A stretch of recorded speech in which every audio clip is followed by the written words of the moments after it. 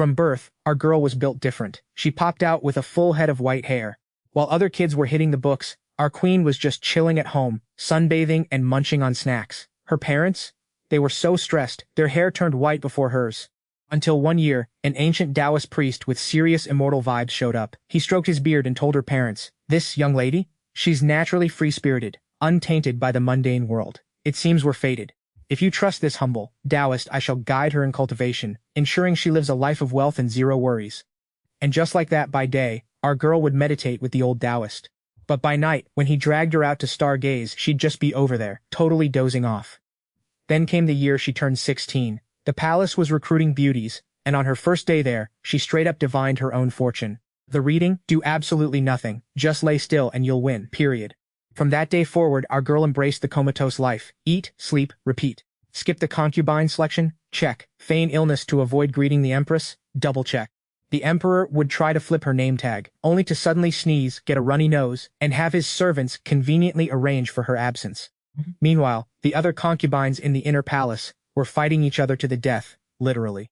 Our girl, however, was blissfully snoozing away in her dilapidated courtyard next to the cold palace, forgetting the world existed. Her only problem? The imperial kitchen's food was getting increasingly sloppy. Green veggies and tofu, tofu and green veggies. She ate so much of it, her face was probably turning green. Until one day, noble consort Yang's 34th cat went missing. The entire palace was in a chaotic scramble, dogs barking, chickens flying just to find it. It was so loud, our girl couldn't even get her beauty sleep. With her hair a total mess, she shoved open her creaky courtyard door. She casually picked up a twig and drew a few lines on the ground. Southeast corner of the imperial garden, the third rock crevice of the rockery. Go check it out. All the maids and eunuchs passing by stared at her like she'd just grown 2 heads. Our girl just yawned, then went right back to sleep.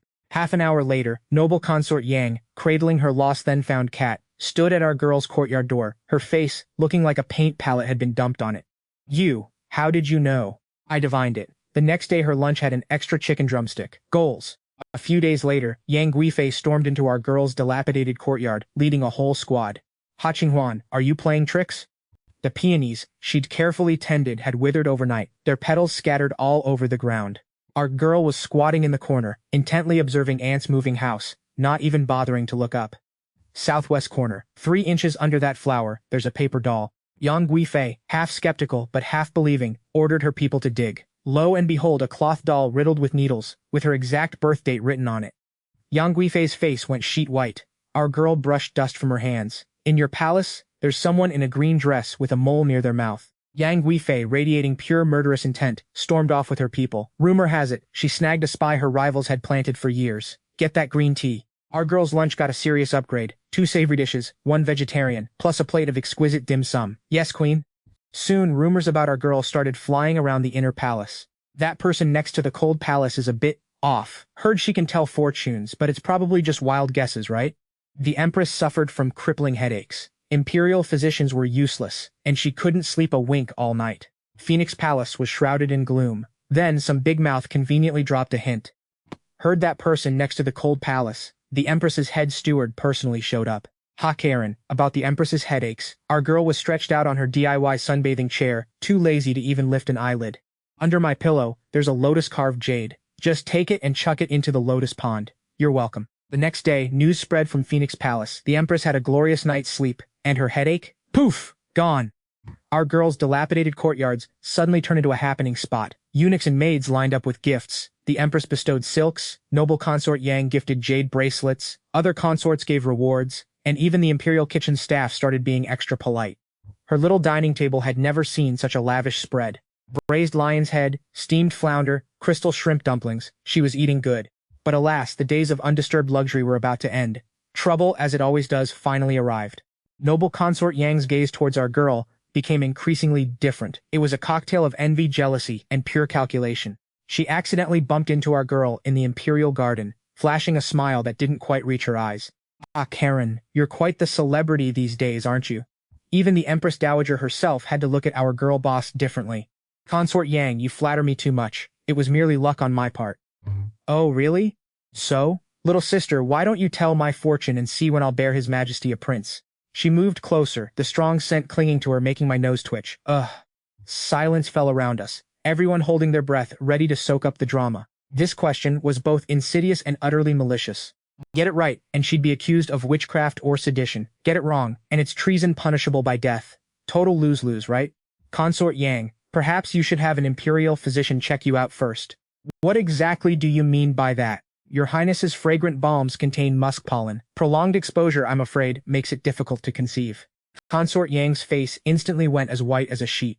She stumbled back a step, staring at me with eyes so full of hatred she practically wanted to eat me alive. That night my courtyard gate was pounded on, loud enough to wake the dead. Several terrifying old matrons stormed in. Concubine Xia, you are truly bold. How dare you poison Consort Yang's fragrances? Come with us. Consort Yang's palace was brightly lit, lanterns everywhere. She reclined on a soft bed, her expression gloomy. It was her. She was the one who ordered this servant to put that thing into Consort Yang's fragrance. Xia Qinghuan, with witnesses and evidence, what more do you have to say for yourself? Consort Yang, you've been using that balm in the box for a very long time, haven't you? What are you trying to say? That fragrant balm, made with the Northern Borders Brody's intoxicating flower nectar, does indeed have a beautifying effect. However, combined with the Snow Mountain ginseng tea you drink daily, the ginseng tea has warming properties, while the flower nectar has cooling properties. Hot and cold clash, and over time, it becomes toxic. Nonsense. The imperial physicians only checked the fragrance. They didn't check what she drinks daily, nor did they consider these two things interacting. Recently, have you experienced night sweats, restless mornings, and irregular periods? Is that right? Consort Yang's face turned from white to green, and she clenched her hands tightly. She said nothing, but her expression spoke volumes. Your girl just sighed dramatically. That palace maid who made the fragrance received 500 taels of silver from a rival. The thing she put into the fragrance was just ordinary pollen. At most, it would only cause a few red spots. The real harm came from yourself, Your Highness. Get out, all of you, get out of my sight. The next day, Consort Yang claimed to be ill and stayed behind closed doors, refusing to come out. The palace maid who made the fragrance vanished without a trace, as if she was never there. The peaceful days didn't last long, though. The second prince, who was studying in the imperial library, suddenly foamed at the mouth, convulsed and fell unconscious. The entire Imperial Medical Institute was mobilized, but they found no signs of poisoning. The emperor was absolutely furious and ordered an investigation. After investigations, the clues somehow pointed back to me. Again?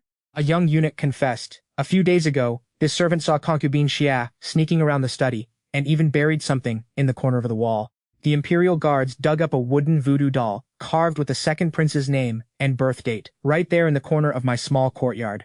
Cursing, and it's a death penalty for harming the prince. Oh, the drama. I was dragged in shackles to the Hall of Mental Cultivation, right before the emperor's eyes. The air was so cold it felt like it was freezing my bones. The emperor sat on his throne, his face as cold as ice. The empress was by his side, weeping dramatically, as always. Consort Yang's lips curled into a cold, barely perceptible smile. The green tea is brewing. Concubine Xia, do you confess to your crime? I knelt on the cold floor, the shackles tightening painfully around my wrists. This is not helping my aesthetic.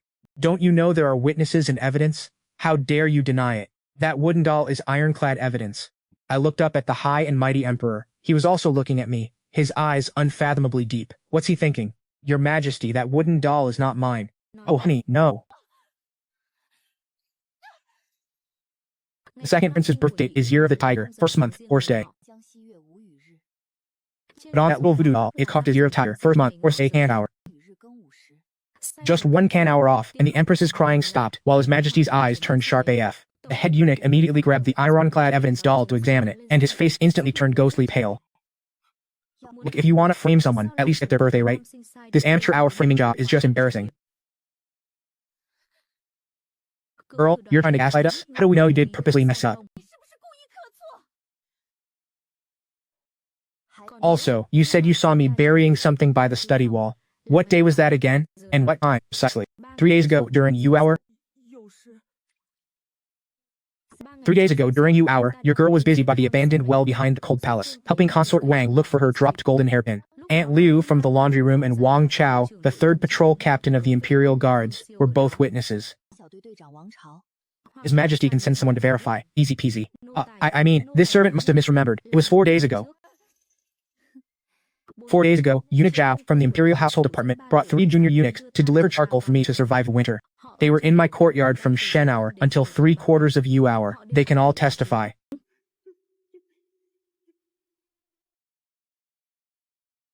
Hall of Mental Cultivation was so quiet you could hear a pin drop. Tension, astronomical. His Majesty slowly broke the silence. Well, aren't you just a gifted fortune teller? You even divined my prince's exact birth date. Reporting to His Majesty, his servant didn't divine it.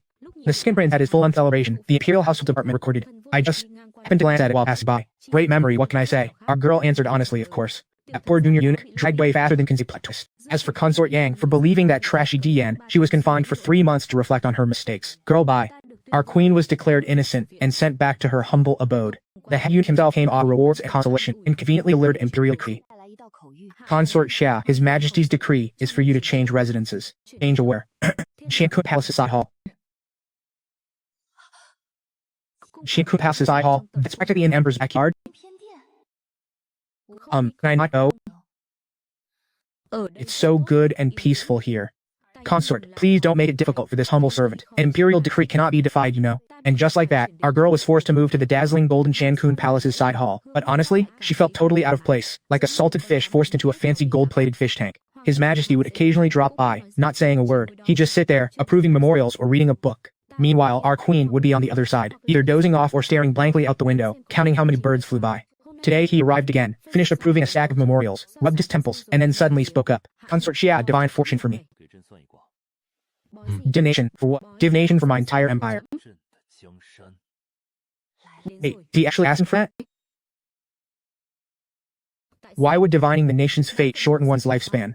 The servant still wants to enjoy a few more years of the Imperial Kitchen's lion's head meatballs. Then, for me, I divine how long I can live.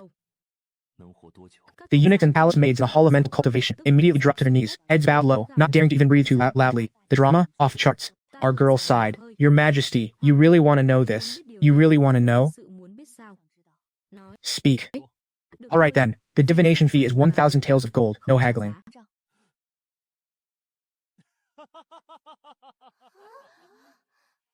Xia Qinghuan, this absolute baddie, is skilled and got the nerve. He no longer forced our girl to divine those life-threatening things, instead keeping her in the side hall as a lucky charm. Or rather, she was a weird, comforting decor piece for His Majesty. One day, news hit the court. The southern region was in a massive drought, land cracking, people suffering big time. The court tried, issuing 3 relief edicts, but it was basically a drop in the ocean. The common folk were complaining that the Son of Heaven lost his virtue, so the heavens were punishing them. Bro, the Emperor hadn't slept well in days, his face so dark you could wring out the gloom. Standing before the Qiankun Palace, His Majesty stared at the pitch-black rain, his silhouette heavy with worry. Wait, he suddenly called for me? His voice was a little muffled by the rain. Xia Qinghuan. Tell me, is this natural disaster truly my fault? Your Majesty, you actually believe those rumors? A natural disaster is just that, a natural disaster. What does it have to do with people? How can mere mortals control whether the heavens decide to bless us with rain or not? He turned, his deep gaze fixed on me. Nobody dares say this is divine punishment. If they were so good at reading the heavens, wouldn't they have already predicted the rain? Why wait until now to freak out? So according to you, how do we fix this disaster? If the heavens won't give rain, then go find the heavens. How exactly do you find them? Your Majesty, has it ever crossed your mind that perhaps something in the southern region has actually pissed off the heavens? Do you mean? Oh, just a wild guess, like what if someone dug a massive pit right in front of your house and kept dumping dirty water into it every single day? Would you be happy? You'd probably be fuming. Maybe even so mad you wouldn't want to step outside your own door. She didn't say anything else, but just had a gut feeling that something this messed up had to be caused by some kind of demonic shenanigans.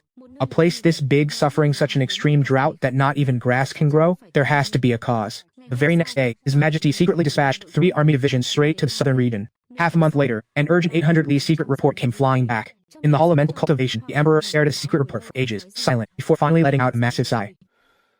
Great, real brilliant move, angering the heavens like that. The report revealed that 3 years prior, a prominent local clan upstream of the Nanjiang River, the southern region's largest, had audaciously built a giant stone dam to divert water for their tens of thousands of acres of fields. This nearly blocked 70% of the water flow, causing the land of the 4 wealthy lords to become increasingly barren, and turned this year's drought into a full-blown catastrophe. The downstream areas were completely parched, and the common folk were utterly miserable. And of course, this prominent clan just happened to be distant relatives of Consort Yang, casually throwing her name around to act like tyrants in the region. Nobody dared to touch them. The imperial decree came down faster than a lightning strike.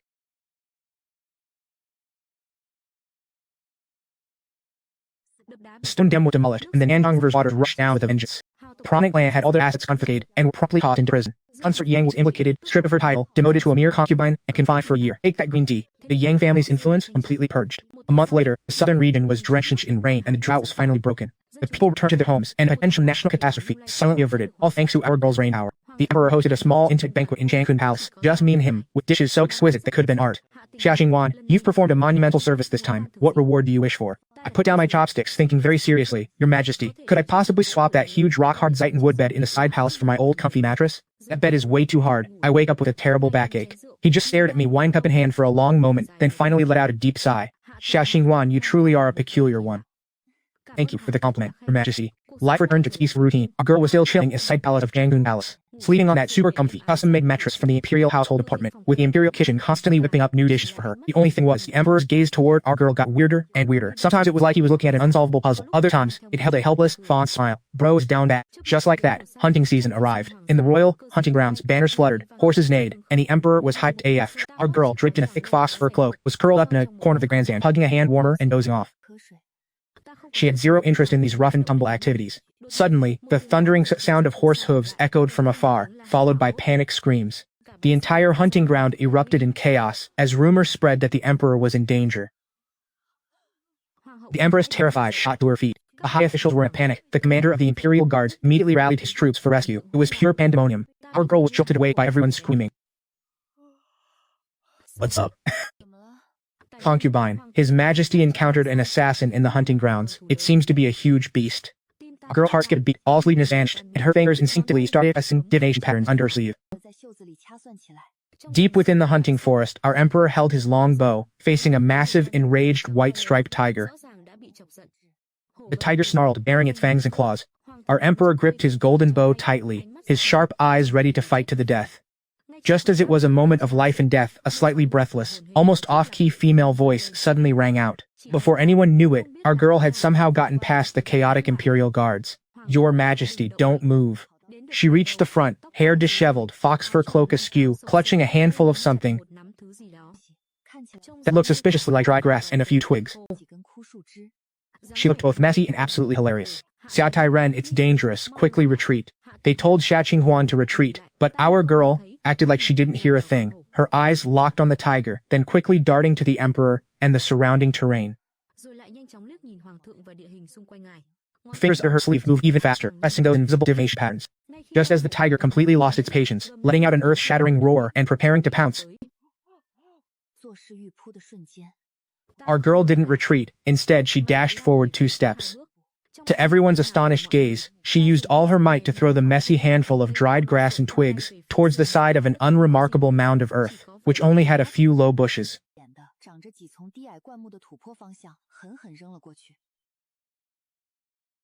Yeet! The dried grass and twigs flew everywhere, a few even landing on the tiger's head, which seemed utterly bewildered by this unexpected, yet completely harmless, attack.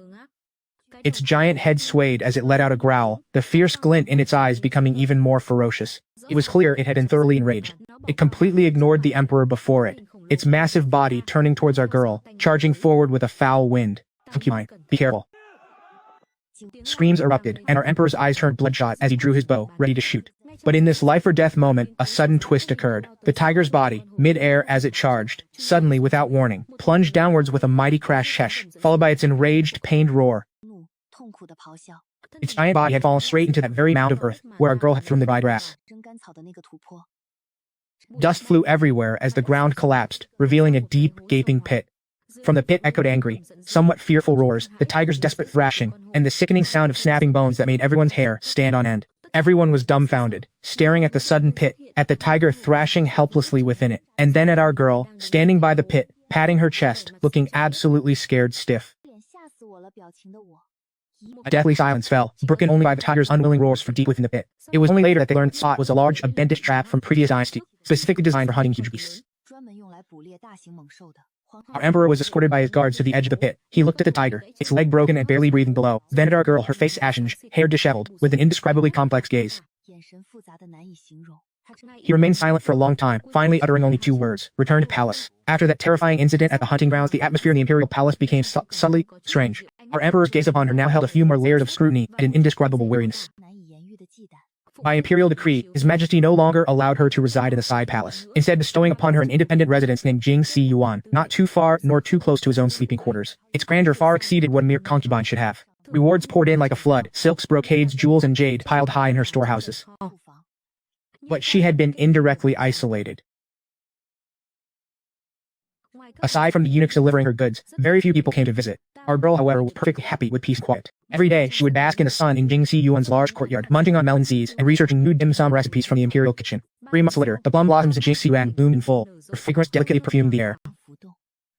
He came alone, treading through the snow without a single attendant. Our girl was wrapped in a blanket, sitting on the veranda, hugging a hand warmer and watching the snow fall. Our girl was living her best, chill life, all thanks to the emperor. This man literally sat next to her on a freezing cold stone bench, not even batting an eye. Xia Qinghuan, he said, I've been thinking, and girl, what do you actually want? What I've always wanted is simple, good food, good sleep, and for literally no one to bother me. Is that too much to ask? That's it? Just that simple? Girl, do you even realize how many people are begging for your skills? If only you'd use them. Your Majesty, fortune-telling is like a double-edged sword. Use it wisely, you save lives. Use it poorly, you end up messing yourself and everyone else up. Your subject is a total scaredy cat, afraid of losing life points, even more afraid of drama. I just want to be a salted fish, sunbathing and flipping over when I feel like it. He just stared at the white snow and crimson plum blossoms in the courtyard, completely silent for what felt like an eternity. Then, out of nowhere, an imperial decree dropped, shaking the entire harem to its core. Lady Xia, a woman of gentle nature and shining virtue, was specially appointed empress to rule the central palace. In her private chambers, the eunuch's piercing voice announcing the decree still echoed, totally ruining peace. Our girl was still kneeling there, absolutely shell-shocked. Your Majesty, please accept the decree already. I stared at the shimmering old decree, my brain buffering. What even's happening right now? Snapping back to reality, I looked at that golden decree like it was a scorching hot potato about to burn my hands off. Eunuch, I asked, my voice barely a whisper. Is it possible to just, refuse this? The eunuch who delivered the decree literally went weak in the knees, almost face-planting in front of our girl. Your Majesty, please, mind your words. Mind your words. Phoenix crown, heavy robes, I was dead. Wearing in a crown that felt like £1,000,000, I was just a puppet on strings, completing the grand enthronement ceremony, bowing to officials, and all those concubines. And Yang Qin, a former noble consort, was kneeling below, her eyes spitting fire, but also radiating utter helplessness. She literally couldn't do anything. Ceremony over. Back in the now even more gorgeous Fengyi Palace, I was so tired I just face-planted onto the giant phoenix bed. Quick, get this heavy thing off me. The palace maids were literally biting their lips to suppress their laughter, scrambling to help her queen remove that monstrosity of phoenix crown. At night, our emperor arrived. He casually waved all the palace maids away, leaving just the two of them in the vast, luxurious bedchamber.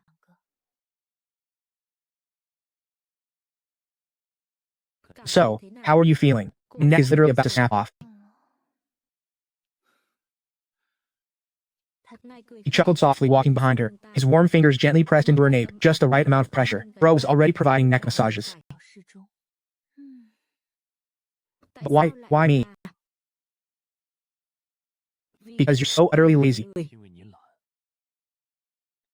Because you hate drama, and because you only want to be Xia Qinghuan, the ultimate salted fish. My empire is too vast, and the harem is a bottomless pit of drama.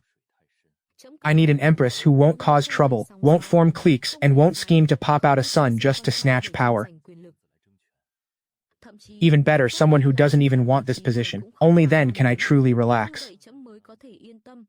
Only then will this harem finally be peaceful. I went silent. So, he literally picked me because of my salted fish personality, my total lack of ambition?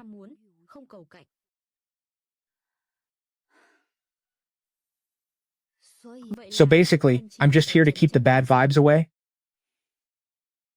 You could say that, he confirmed without missing a beat. Your Majesty, let's make a deal. Can we outsource all the empress duties? For example, things like managing the harem, gossiping with concubines, presiding over all those grand ceremonies piece. It's probably best if you don't ask me to do any of that. Okay, wait, really? Your Majesty, Jun Wuxi Yan. You only need to do one thing. And what's that? Just stay here, chill, eat well, sleep soundly, and don't worry about a single thing. Deal. And from that day forward, the harem witnessed the strangest sight. Our empress literally fell. The Phoenix Seal was delegated to virtuous consort, a tailless worker who crucially had no children. As for 6 palaces, those duties went straight to capable consort D. And all those petty power struggles, concubine catfights, and drama for favor, our empress punted them straight to his majesty. Let him deal with that headache. My only job description: show up at a lucky charm for the annual mandatory appearances and important ceremonies. Basically, I'm the imperial good luck mascot, sporting that ridiculously heavy Phoenix crown. Our emperor would pop into Fengyi Palace every 3 to 5 days. Sometimes he just finished approving memorials and would come chill for a bit, sipping a cup of green tea I supposedly brewed, and sometimes he'd just sprawl out on the other side of my giant, custom-cushioned imperial bed, reading a book or catching some Z's. Life just drifted on, perfectly chill, perfectly bland. Our queen has been absolutely thriving in her life flat empress era for 10 whole years. Then light, steady footsteps carrying that familiar imperial scent of dragon musk stopped right beside me. Because our queen in the mood, she was too lazy to even open her eyes. Your Majesty, did you finally get through all those boring memorials today? Those old farts didn't argue too much, right? Oh, they argued. All right. All about repairing the canals. I let them hash it out all morning, get it all out of their system. Then I slashed the budget by 3/4 and just straight up canceled the other thing. And just like that, crickets. Our emperor so wise, I mumbled, as he seemingly settled onto the stone bench next to me, silent for a moment. Xia Qinghuan, is being empress really that comfortable? I cracked open one eye. The setting sun hit him just right, softening his features, highlighting those tiny crinkles at the corner of his eyes. AF, honestly. Apart from that ridiculously heavy phoenix crown, everything else is top tier. Did I mention the crown is too heavy? Sometimes I wonder if pushing you into this position was too hard on you. Not hard at all, Your Majesty. Just look, Your Majesty. I gestured dramatically at the magnificent evening sky, then at the peonies blooming in the courtyard, then at the exquisite pastries on the little table, and finally, at the soft, luxurious brocade robes I was draped in. No early morning greetings, no petty harem dramas, no stressing over tangled ledgers. I eat when I want, sleep when I want, and people dutifully bring me money and fancy stuff right on schedule. This life, it's literally tailor-made for a lie-flat queen like me. Your humble subject is indeed very comfortable. Our emperor stared at me for a long, long time. The evening sun caught his eyes, making them glint like molten gold. And then, finally, he smiled. It was a smile of pure serenity, utter relief, and a warmth that radiated like a heavy burden had just been lifted from his royal shoulders. If you're comfortable, that's all I need to hear. This emperor can finally rest easy.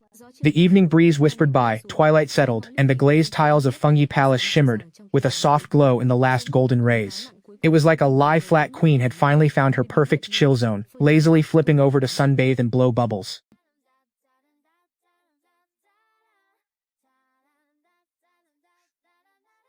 Long live the chill life, right? Enjoying every single moment.